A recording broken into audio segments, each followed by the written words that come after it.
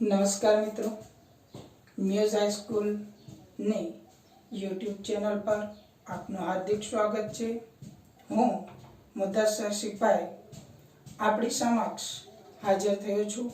આજે 12th science chapter number 1 વિદ્યુત ભાર અને વિદ્યુત ક્ષેત્રની ચર્ચા કરવા માટે અને ખાસ કરીને મ્યુઝ હાઈસ્કૂલ દ્વારા જે યુટ્યુબ ચેનલ દ્વારા બાળકોને અભ્યાસમાં સરળતા મળે અથવા તો ઘર બેઠા જે આ બીમારીને કારણે આપણે લોકડાઉનનો સાથ આપી રહ્યા છીએ એની સાથે સાથે આપણું શૈક્ષણિક કાર્ય બંધ ન થાય એ હેતુથી આપણે વિડિયો લેક્ચરિંગ દ્વારા 12th સાયન્સના વિદ્યાર્થીઓ માટે આપણે આજે હું ચેપ્ટર નંબર 1 વિદ્યુત ભાર અને વિદ્યુત ક્ષેત્રની ચર્ચા કરવાનો છું। બીજી મહત્વની વાત કે આ સમયની અંદર આપણે ઘર બેઠા જે સમયમાં અનુકૂળતા હોય એ સમયે આપણે આપણો અભ્યાસ કરવા માટે YouTube ચેનલ ખોલી અને જે પણ પ્રકારના વિષયનો અભ્યાસ કરવા માંગતા હોય એ વિષયના વિડિયોઝ થ્રુ આપણે સરળતાથી અભ્યાસ કરી શકીએ। એટલા માટે હું આજે ભૌતિક વિજ્ઞાનનો પ્રથમ ચેપ્ટર વિદ્યુત ભાર અને વિદ્યુત ક્ષેત્રોની ચર્ચા કરી રહ્યો છું। આ વિદ્યુત ભાર અને વિદ્યુત ક્ષેત્ર, આ વિદ્યુત ભાર અને વિદ્યુત ક્ષેત્ર આ શબ્દ આજથી બોલાતો શબ્દ નથી। આ શબ્દ ઘણા સમયથી બોલાતો શબ્દ છે। વિદ્યુત ભાર અને વિદ્યુત ક્ષેત્ર, ખાસ કરીને વિદ્યુત ઊર્જા એ એવા પ્રકારની ઊર્જા છે કે એના વગર કદાચ આપણે આપણી હાલનું જે જીવન છે એનો વિચાર કરીએ તો એ શક્ય નથી એમ કહી શકાય। કેમ કે વિદ્યુત ભાર અને વિદ્યુત ક્ષેત્રોથી ડાયરેક્ટલી અથવા તો ઇનડાયરેક્ટલી આપણે ઘેરાયેલા છીએ। તો એટલા માટે આપણે આ સમજવું ખૂબ જ જરૂરી છે। વિદ્યુત શાસ્ત્રનો અભ્યાસ બે પ્રકારે થાય છે। એમાંના જે પહેલા બે ચેપ્ટર છે વિદ્યુત ભાર અને વિદ્યુત ક્ષેત્ર અને બીજું ચેપ્ટર છે સ્થિત વિદ્યુત સ્થિતિમાન અને કેપેસિટન્સ, જેની અંદર વિદ્યુતને આપણે સ્થિર સ્વરૂપમાં ચર્ચા કરવાની છે। મતલબ વિદ્યુત ભારો કોઈ પણ પ્રકારની ગતિ કરશે નહીં। વાસ્તવમાં એ ગતિ કરે છે, પણ આપણે આ બે ચેપ્ટરમાં વિદ્યુત ભારોના એવા જ લક્ષણોની ચર્ચા કરવાની છે કે જેની અંદર વિદ્યુત ભાર સંપૂર્ણ સ્થિર અવસ્થામાં હોય। હવે આપણા વિદ્યુત ભાર ને લઈ અને આપણો જે પ્રાથમિક ખ્યાલ છે એની ચર્ચા આપણે કરશું। વિદ્યુત ભારનો પ્રાથમિક ખ્યાલ શું છે? હવે ઘણી બધી ઘટનાઓ છે જેની મદદથી આપણે વિદ્યુત ભારને સમજાવી શકીએ છીએ।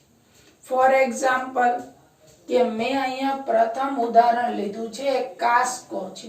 કાસ્કો એટલે કે જે આપણે માથું ઓળવા માટે દંતીઓ જેને કહીએ છીએ, બધાના પોતપોતાના અલગ અલગ લેંગ્વેજમાં આપણે શબ્દોનો પ્રયોગ કરીએ છીએ। હવે આ કાસ્કાને આપણે સૂકા વાળ સાથે ઘસી અથવા તો એ કાસ્કાની મદદથી આપણી હેરસ્ટાઈલ થોડી વાર પૂરતી આપણે પ્રોપર કરીએ અને પછી એ કાસ્કાને કાગળના નાના નાના ટુકડાની આસપાસ લઈ જાય છે ત્યારે એક સરસ મજાની ઘટના જોવા મળે છે। અને એ સરસ મજાની ઘટના છે કે કાગળના ટુકડાઓ એ કાસ્કા વડે આકર્ષિત થઈ જાય છે। હવે આ ઘટનામાં કોઈ પણ પ્રકારના બાહ્ય બળ અથવા તો કોઈ બીજા બળનો ઉપયોગ કર્યો નથી, એમ છતાં આવું જોવા મળે છે। તો ક્યાંક ને ક્યાંક આ ઘટનાનું મૂળ અથવા તો આ ઘટના આપણને વિદ્યુત ભાર તરફ લઈ જાય છે અને વિદ્યુત ભાર તરફ લઈ જાય છે ત્યારે આપણે વિદ્યુત ભારને સમજવો ખૂબ જ જરૂરી છે। બીજી એવી ઘટના તમને બતાવું, કાચના બે સળિયા લ્યો અને એ બંને કાચના સળિયાને તમે રેશમી કાપડ અથવા તો ફર સાથે ઘસો. ફર એટલે શું? તો કે બિલાડીના ચામડામાંથી બનાવવામાં આવતી એક પ્રકારની વસ્તુ છે જેને આપણે ફર કહીએ છીએ. હવે એ ફર અથવા તો રેશમી કાપડ સાથે બે કાચના સળિયાને એક દિશામાં ઘસવામાં આવે પછી એ બંને કાચના સળિયાને એકબીજાની નજીક લઈ જવાનો પ્રયત્ન કરતા એ સળિયા એકબીજાની નજીક જતા નથી. આપણે એમને ફોર્સ લગાવીએ છીએ એમ છતાં એ એકબીજાની નજીક જતા નથી. એનું એક જ કારણ છે કે એમની વચ્ચે શું જોવા મળે છે? અપાકર્ષણ. શું જોવા મળે છે? અપાકર્ષણ. હવે આ અપાકર્ષણ આવ્યું ક્યાંથી? કેમ કે કાચના સળિયા પાસે કોઈ પણ પ્રકારનું ચુંબકીય ક્ષેત્ર નથી.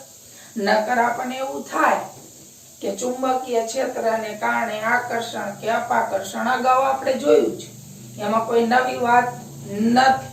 હવે તો કે કાચના સળિયાઓ એકબીજાની નજીક જતા નથી, અપાકર્ષણ કરે છે.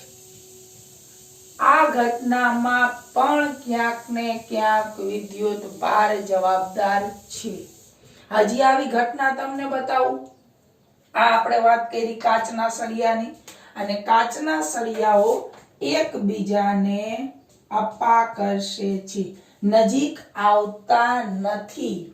હવે આગળ વાત કરીએ તો આપણે પ્લાસ્ટિકની ખુરશી પર ખાસ કરીને શિયાળા દરમિયાન, જ્યારે શિયાળો હોય અને કોઈ વ્યક્તિ પ્લાસ્ટિકની ખુરશી ઉપર બેઠો છે, અચાનક જ એ વ્યક્તિને કોઈ બહારથી બીજો વ્યક્તિ આવીને સ્મૂથ ટચ કરે છે તો કરંટ લાગે છે. આપણે હાથને આમ કરીએ છીએ અને કરંટ લાગે છે. એકચ્યુઅલમાં એ વિદ્યુત સાથે કનેક્ટેડ નથી, એને કોઈ પણ પ્રકારના વાયર સાથે જોડેલો નથી, એમ છતાં કરંટ લાગે છે.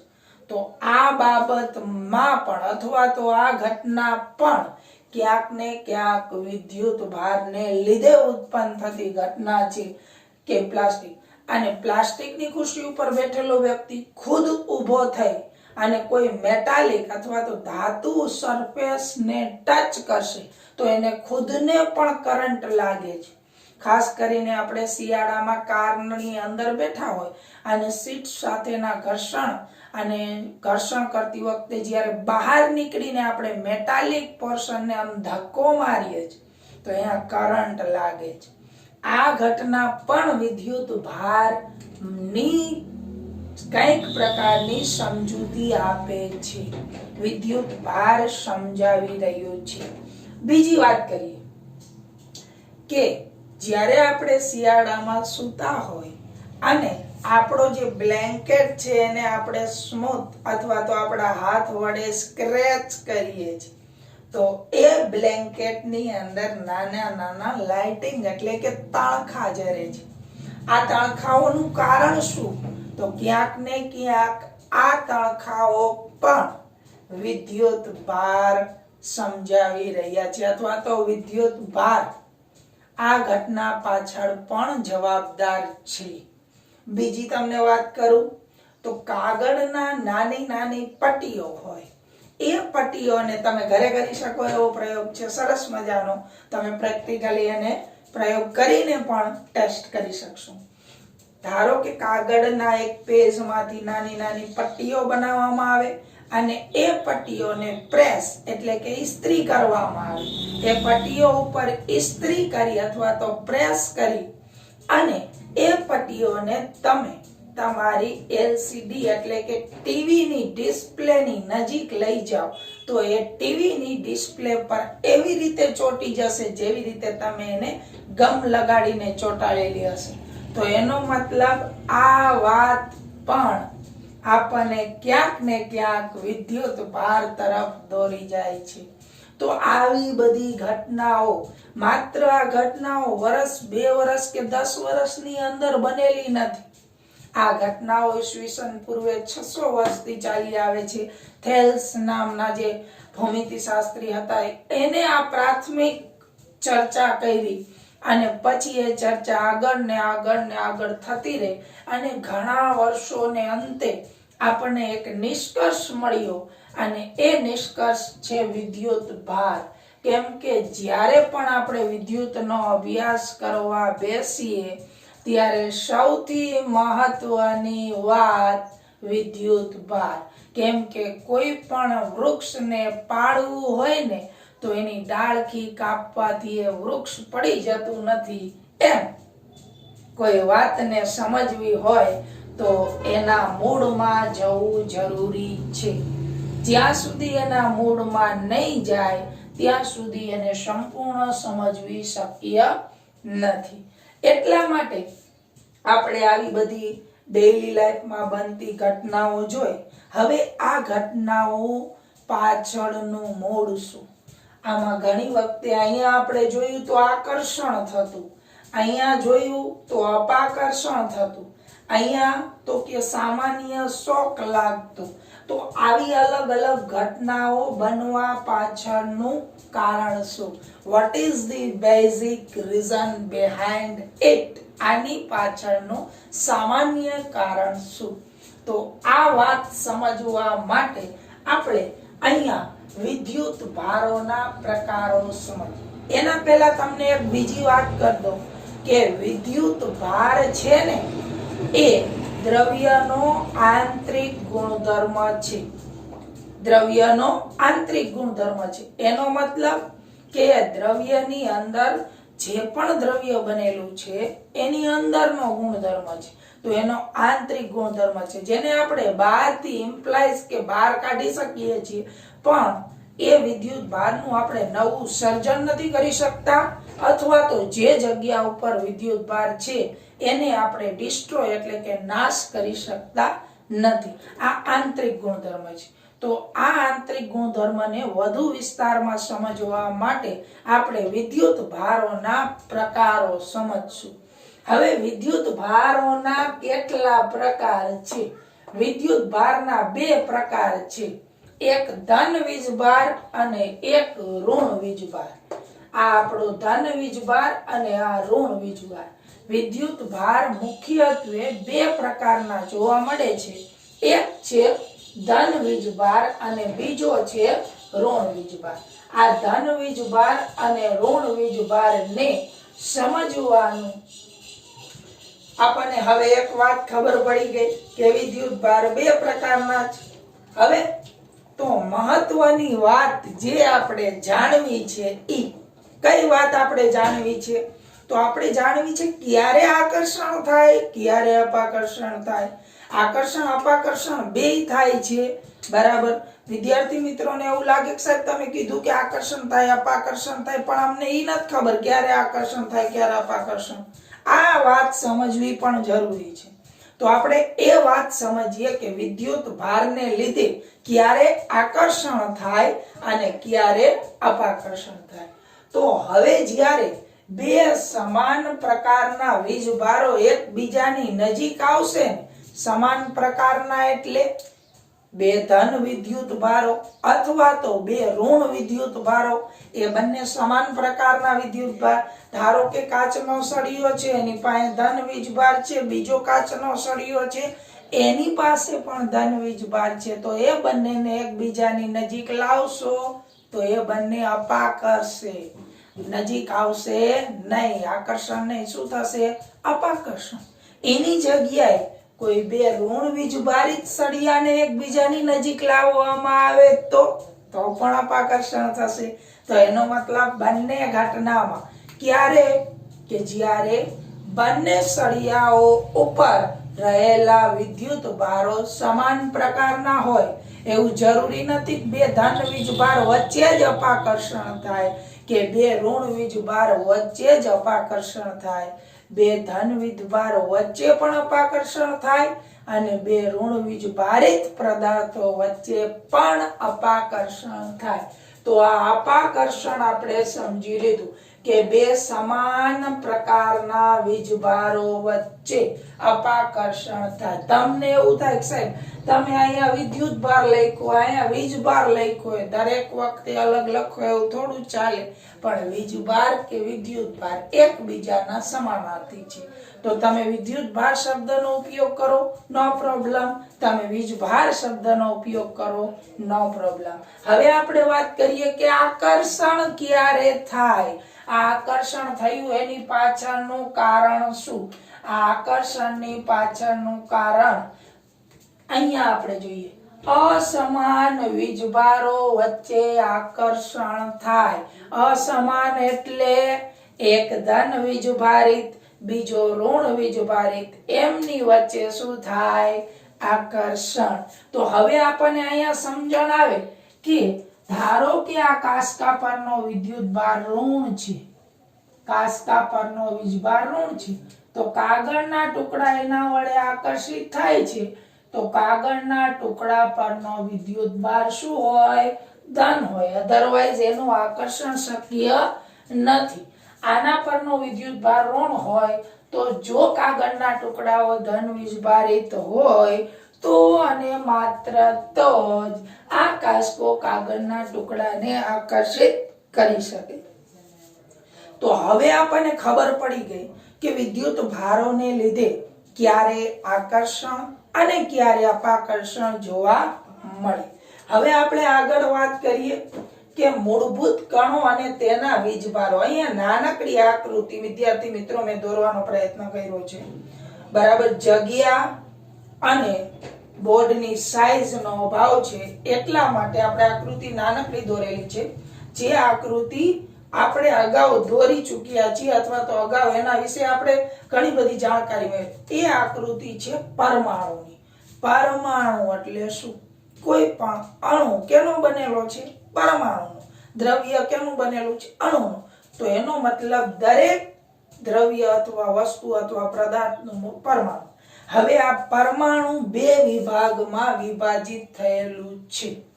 પહેલો વિભાગ પરમાણુનું કેન્દ્ર જે ધન વીજભારિત છે. શું કામ તે ધન વીજભારિત છે?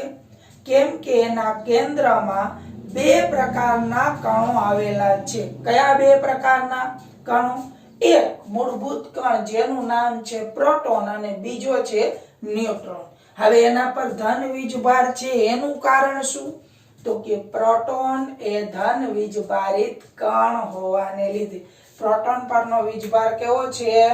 પ્રોટોન પોઝિટિવ ચાર્જ છે એટલે કે ધન વીજભારિત કણ હોવાને લીધે આપણું જે ન્યુક્લિયસનું કેન્દ્ર છે એ ધન વીજભાર ધરાવે છે. હવે ન્યુટ્રોન પણ છે. ન્યુટ્રોનને કારણે ન્યુક્લિયસ પર કઈ વીજભાર નથી ના. કેમ કે ન્યુટ્રોન એવો મૂળભૂત કણ છે કે જેના પર કોઈ પણ પ્રકારનો વીજભાર હોતો નથી. હવે તો પ્રોટોન ધન વીજભારિત હોવાથી ન્યુટ્રોન પર તો વીજભાર છે નહીં. તો ન્યુક્લિયસની અંદર બે જ પ્રકારના કણો આવેલા છે, એક ધન વીજભારિત અને એક વીજભાર રહિત.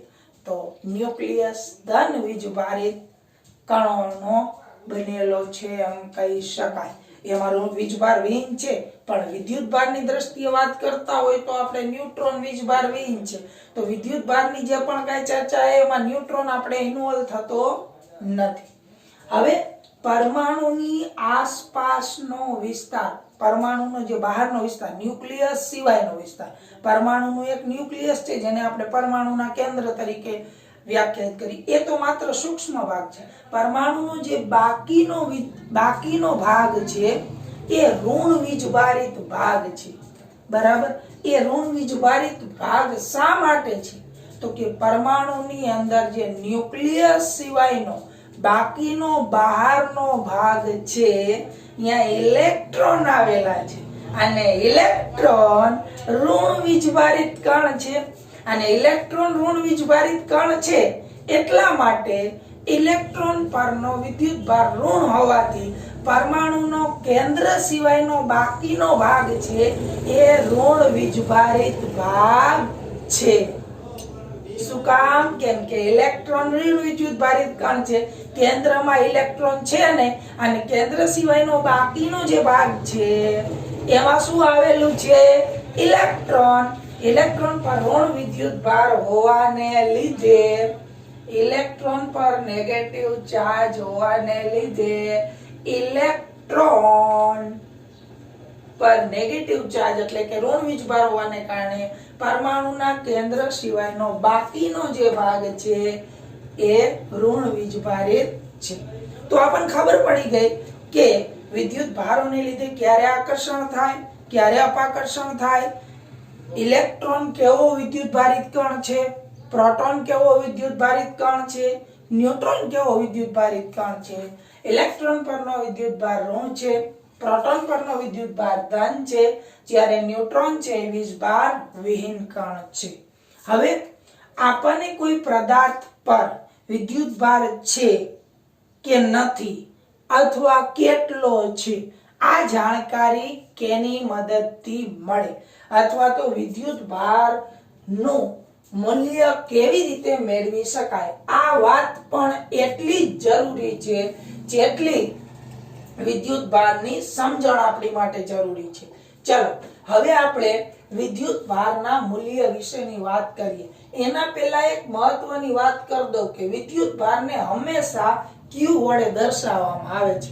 એટલે કે જ્યાં પણ વિદ્યુત ભાર દર્શાવવામાં આવે ને ત્યાં સંજ્ઞા તરીકે Q નો ઉપયોગ કરવામાં આવે છે.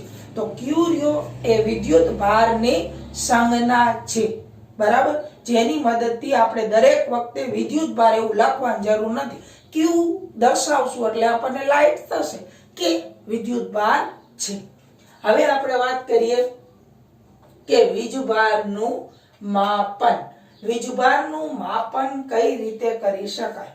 વીજભારનું માપન કરવા અથવા તો વિદ્યુત ભાર વિશેની જાણકારી મેળવવા માટે આપણે ઇલેક્ટ્રોસ્કોપ નામનું સાધન છે, જેની મદદથી આપણે વિદ્યુત ભાર વિશેની જાણકારી અથવા તો એનું માપન વિશેની જાણકારી કે વિદ્યુત ભાર છે અથવા નથી એના વિશેની માહિતી આપણને ઇલેક્ટ્રોસ્કોપ નામના સાધન અથવા તો જેને આપણે શુદ્ધ ગુજરાતીમાં કહીએ તો વિદ્યુત દર્શક નામના સાધનની મદદથી મેળવી શકીએ.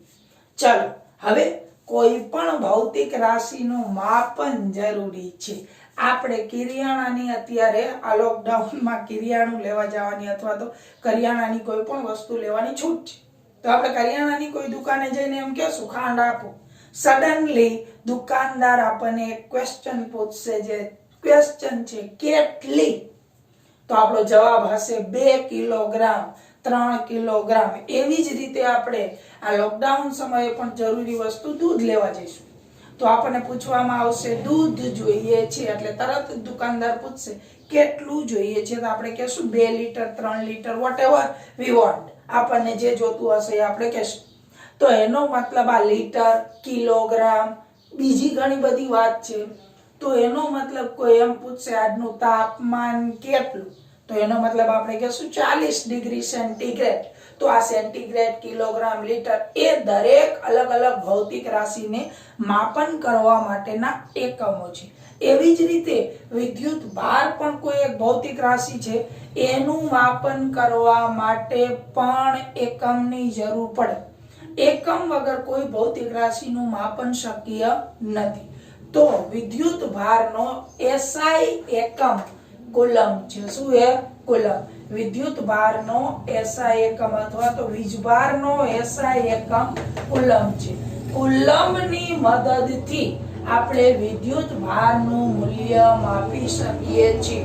આ કુલમ એ વૈજ્ઞાનિકના નામ પરથી લેવામાં આવેલો એકમ છે. જે પણ વાત વિદ્યુત ભારોના પ્રાથમિક ચર્ચા જે વૈજ્ઞાનિકે સૌપ્રથમ કરી હતી કે એની વિસ્તારમાં પ્રયોગ સાથે જે વાત આપણને પ્રથમ કરી હતી એ વૈજ્ઞાનિકનું નામ હતું કુલમ. એટલે એના નામ પરથી વીજભારનો SI એકમ કુલમ લેવામાં આવે. દરેક વખતે આપણે આટલું લાંબુ કુલમ લખવાની જરૂર નથી.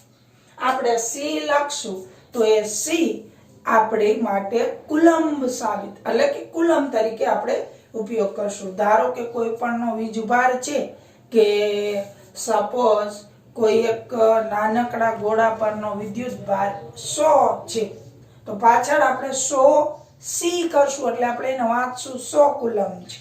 મતલબ સી કરશું પણ જ્યારે આપણે વાંચશું ત્યારે સી નહીં બોલીએ. ખાસ વિદ્યાર્થી મિત્રો યાદ રાખજો, આ ટેવ તમને ભૌતિક વિજ્ઞાનના આગળના અભ્યાસ માટે પણ કામ લાગશે. જ્યારે પણ કેજી લખેલું છે તો કિલોગ્રામની આદત પાડી દો.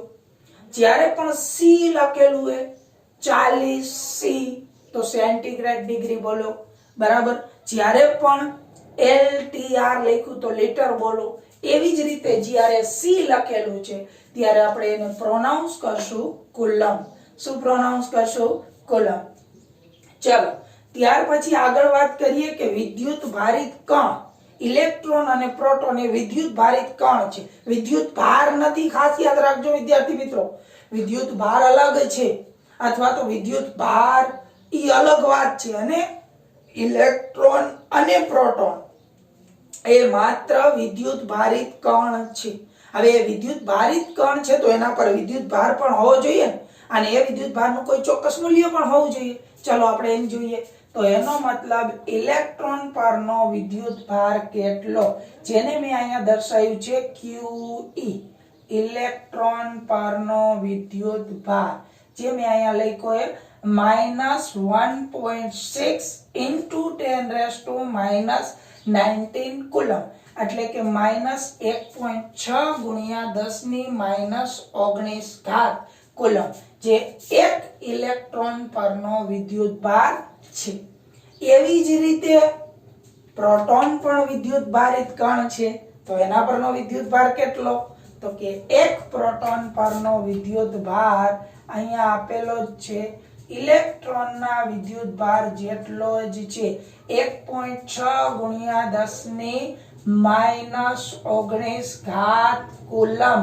અહીંયા સી છે પણ આપણે વાંચીએ છીએ કુલમ, તો એનો મતલબ કે કુલમ 1.6 ગુણ્યા 10⁻⁻19 કુલમ એટલો જ ઇલેક્ટ્રોન પર છે, એટલો જ પ્રોટોન પર છે. વિદ્યુત ભારના મૂલ્ય સમાન છે. ખાસ યાદ રાખજો, અહીંયા આના પર ધન વીજભાર એટલે કે પ્રોટોન પર એટલા જ મૂલ્યનો ધન વિદ્યુત ભાર છે, જ્યારે ઇલેક્ટ્રોન પર એટલા જ મૂલ્યનો શું છે, ઋણ વિદ્યુત ભાર. શું છે? ઋણ વિદ્યુત ભાર. પ્રોટોન પર ધન વિદ્યુત ભાર છે, ઇલેક્ટ્રોન પર ઋણ વિદ્યુત ભાર છે. હવે આ બંને સમાન છે. ઘણી બધી વખત એમ થાય કે કોઈ આપણે ધાત્વિક પદાર્થ લઈએ તો એના પર ઇલેક્ટ્રોન, પ્રોટોન ને ન્યુટ્રોન તો હોવાના જ, કેમ કે એની અંદર પરમાણુ છે.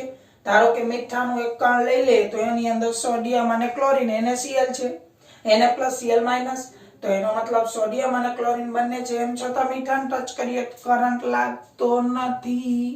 કોઈ ધાત્વિક પ્લેટ લઈ તો એના ઉપર ઇલેક્ટ્રોન, પ્રોટોન છે, અહીંયા કઈ આકર્ષણ કે અપાકર્ષણ થતું નથી. કારણ તો કે જ્યાં સુધી કોઈ ધાત્વિક પદાર્થ અથવા તો કોઈ પદાર્થ પર સમાન સંખ્યામાં ઇલેક્ટ્રોન અને પ્રોટોન હોય ને તો એ બંને એકબીજાના વીજભારની અસર નાબૂદ કરે. ફોર એક્ઝામ્પલ હું તમને વાત કરું કે પ્રોટોનનો અને ઇલેક્ટ્રોનનો વીજભાર સમાન છે, પ્રકાર અલગ છે. આના પર 5 ઇલેક્ટ્રોન અને 5 પ્રોટોન છે. મતલબ આના પર જેટલો ધન વીજભાર છે એટલો જ ઋણ વીજભાર છે, તો આની અંદર રહેલા ધન વીજભાર અને આની અંદર રહેલા ઋણ વીજભારે એકબીજાની અસર નાબૂદ કરી. હવે અત્યારે વિદ્યુતની દ્રષ્ટિએ આ માર્કર તટસ્થ ગણાશે. શું કામ તટસ્થ ગણાશે? કેમ કે આના પર જેટલો ધન વીજભાર છે એટલો ઋણ વીજભાર છે. જો કોઈ પ્રાયોગિક ઘટના દ્વારા આના પરનો ઋણ વિદ્યુત ભાર બહાર કાઢી લેવામાં આવે તો હવે તો કે આની પાસે 5 ઇલેક્ટ્રોન હતા, એ બાહ્ય આકર્ષણ બળની મદદથી ખેંચીને બહાર લઈ લીધા. હવે તો કે હવે આ ચોકસ્ટિક પાસે 5 પ્રોટોન છે, એનો મતલબ હવે આ ધન વીજભાર છે.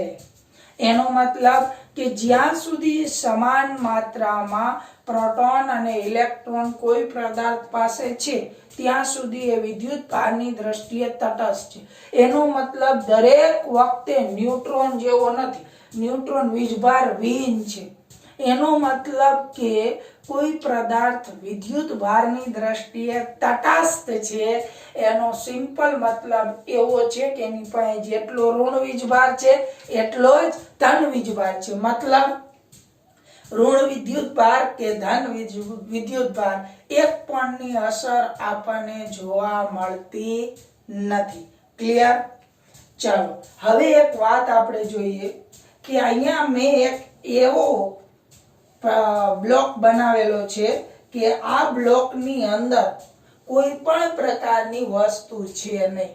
એટલે કે આપણે એમ વિચારી શકીએ કે આ જે બોક્સ છે એ શૂન્ય અવકાશ ધરાવે છે. હવે આ બોક્સની અંદર મેં એક સળિયો રાખેલો છે. હવે આ સળિયો ના બે છેડે મેં સોનાના વર્ક અથવા તો સોનાની પાતળી પટ્ટીઓ જોડેલી છે. આ રીતે સોનાની પાતળી પટ્ટીઓ જોડેલી છે. બે સોનાની પાતળી પટ્ટીઓ છે. હવે હું અહીંયાથી બહારથી આ સળિયો ધાત્વિક પદાર્થ છે એટલે એના પર વીજભારનું વહન થઈ શકે. હવે સળિયા પરથી હું ધન વિદ્યુત ભારને ધીમે ધીમે અંદર આવવા દઉં. આ ધન વિદ્યુત ભારને ધીમે ધીમે હું અંદર આવવા દઉં તો આ ધન વિદ્યુત ભાર સોનાની આ બાજુની પટ્ટી અને આ બાજુ બંને પટ્ટીઓ પર ધીમે ધીમે ધન વિદ્યુત ભાર જમા થવા લાગશે. અને આ ધન વિદ્યુત ભાર જમા થવા લાગશે એટલે થોડા સમય પછી આ બાજુની સોનાની પટ્ટી અને આ બાજુની પટ્ટી બંને પટ્ટીઓ ધન વીજભારિત થઈ જશે.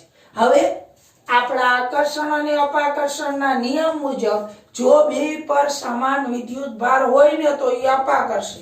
તો હવે આ સોનાની પાતળી પટ્ટીઓ પર સમાન વિદ્યુત ભાર હોવાને લીધે એ પટ્ટીઓ આમ થશે.